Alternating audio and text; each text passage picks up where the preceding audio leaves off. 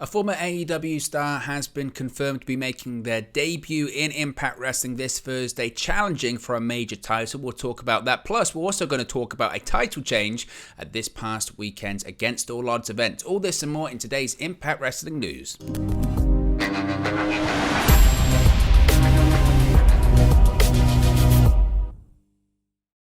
Hey guys, welcome back to Wrestling News 365. Hope everyone is doing very well. As always, there are plenty of news stories to get into in the world of Impact Wrestling. So let's start off talking about, I guess, a new signing for Impact Wrestling. That would be the former AEW wrestler and Dark Order member, Alan Angels. Now, only just days after his contract with All Elite Wrestling expired, Alan Angels will make his Impact Wrestling debut tomorrow night on Access TV, but not just in any match. He's challenging for a title. Impact Wrestling have announced that Angels will challenge Speedball Mike Bailey for the X Division Championship on their latest show.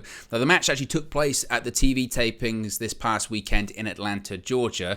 Now, of course, Angels was previously in AEW as a member of the Dark Order, what he's most famous for. He's also, I guess, quite famous for that match he had against Kenny Omega, where people were saying he got way too much offense in. How dare he get that much offense in against Kenny Omega? He looked too good and all that kind of stuff. But he left the promotion when his contract expired at the end of June 30 to be specific. Now, of course, he was a very popular talent in the company, faced the likes of Kenny Omega and Bryan Danielson on TV. Of course, he had that match against Bryan Danielson, where Danielson was running through members of the Dark Order during his feud with Hangman Adam Page for the AEW World Championship.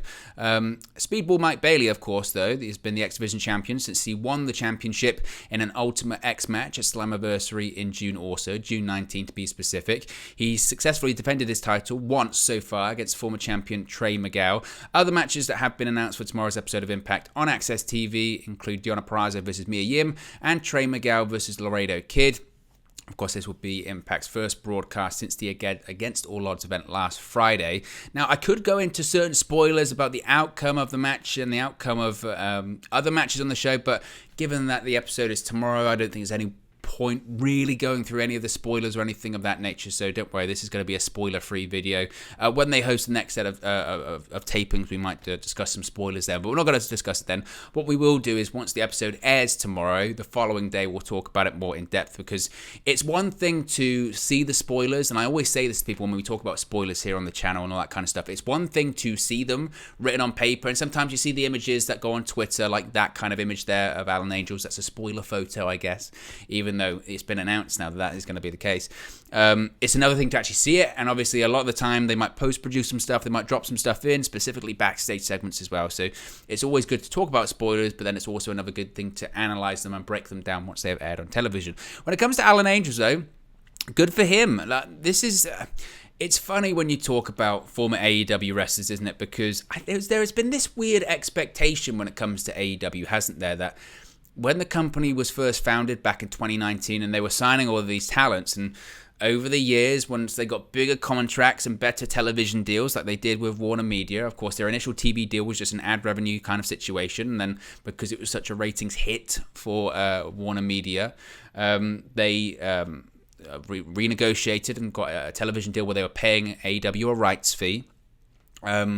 That allowed AEW to bring in more people on bigger contracts, etc., etc. There was this weird expectation, I guess, amongst maybe wrestling fans, specifically AEW fans, that people would not be moving on from the company. AEW is no different from WWE in the sense that talent will always come and go. That has been the case for every pro wrestling company since the beginning of time.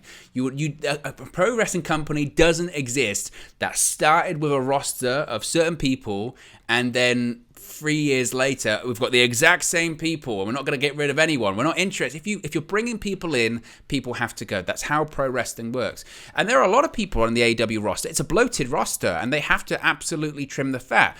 Now, the difference between AEW and WWE is whilst WWE releases people prior to their contract expiring, AEW just says, well, look, we're just not going to extend your deal. We're going to pay you up to the final date that we've committed to, and then we're going to let you go.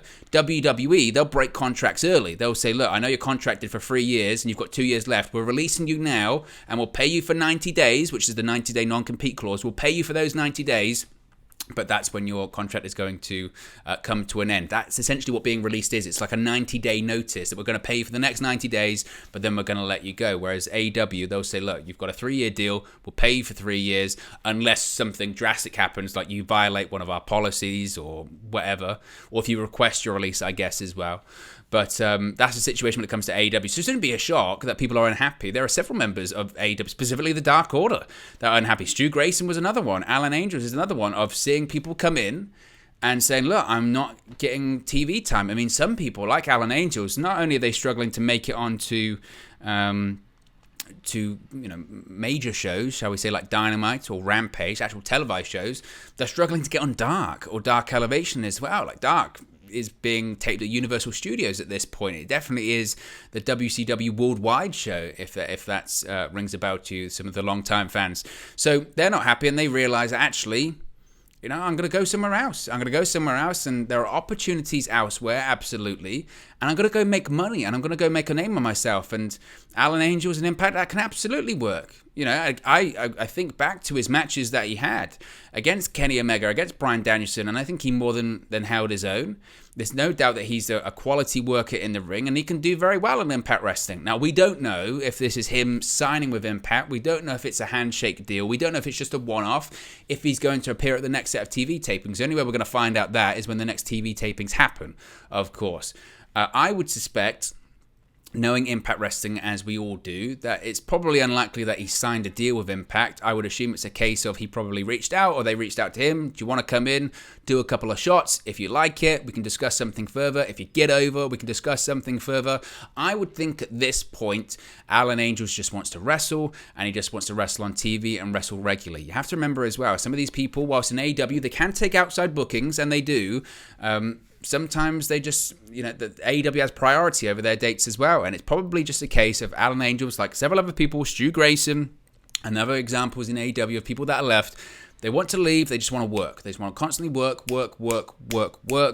Get better, do more shows. If they're televised, great. If they're not, who cares? Work in front of a live crowd, work against different opponents, and just enjoy, not be sat backstage and frustrated. I absolutely think back to that promo that Stu Grayson did. I think it was on Being the Elite or something like that, and it was when Hangman Page, he was still the AEW World Champion at the time, and he picked to team up with Jurassic Express rather than members of the Dark Order. And it was an in-character-ish promo. But he was basically saying, I'm sat here every single week at TV tapings, and I can't even get on Dark. I can't get on Dark Elevation. I'm sat here and I'm frustrated. I love where I work, but I'm not working, and it frustrates the hell out of me. And you had the nerve to pick, Jurassic Express over us. And people said, oh, what a promo. You go back and look at it now in context. That was a shoot. And I'm sure there are a lot of people like him in AEW. So I credit Alan Angels for stepping out on his own. And who knows, this could be a very, very shrewd signing by Impact Wrestling and a really shrewd bit of business. So I really hope it works out, and I hope we see more of Alan Angels in Impact Wrestling as well. I really do. Briefly, let's talk about a title change we saw last Friday as well. I do want to talk about this because I'm a fan of Brian Myers. We saw a title change at Against All Odds. Brian Myers was successfully able to capture the Impact Digital Media Championship by defeating Rich Swann in a dot combat match on the Impact Plus Specials pre-show. Now, Swann, Myers, and former digital media champion Matt Cardona have been trading the title since late May as their feud continues. Now, the match between Swann and Myers was under no disqualification, no count-out rules. Both men were happy to use computer-related objects as well as weapons in the battle. The finish of the match saw Myers hit Swann with the roster cut, a running lariat, and a computer keyboard for the 3 count. It's likely we're going to see more matches and possibly more title changes. I think it's kind of Brian Myers taking Matt Cardona's place by proxy as well, because of course we know Matt Cardona is currently out of action with an injury.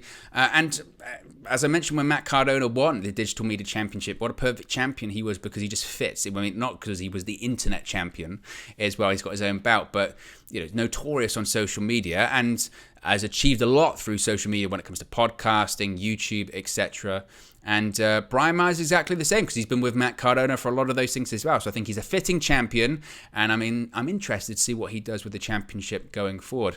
Nevertheless, guys, let me know your thoughts on today's Impact Wrestling news in the comment section below. Be sure to smash a like on the like button. Be sure to subscribe, bottom right-hand corner. And also as well, let me know if you want to see more of these Impact Wrestling news videos. I know we've been slacking a little bit recently because life is just busy, to say the least at the moment. But I'm doing my very best to get your daily Impact Wrestling news content out. So let me know if you enjoyed these videos in the comment section below. Be sure to smash a like on the like button. Be sure to subscribe, bottom right-hand corner, and I'll speak to you again very, very soon.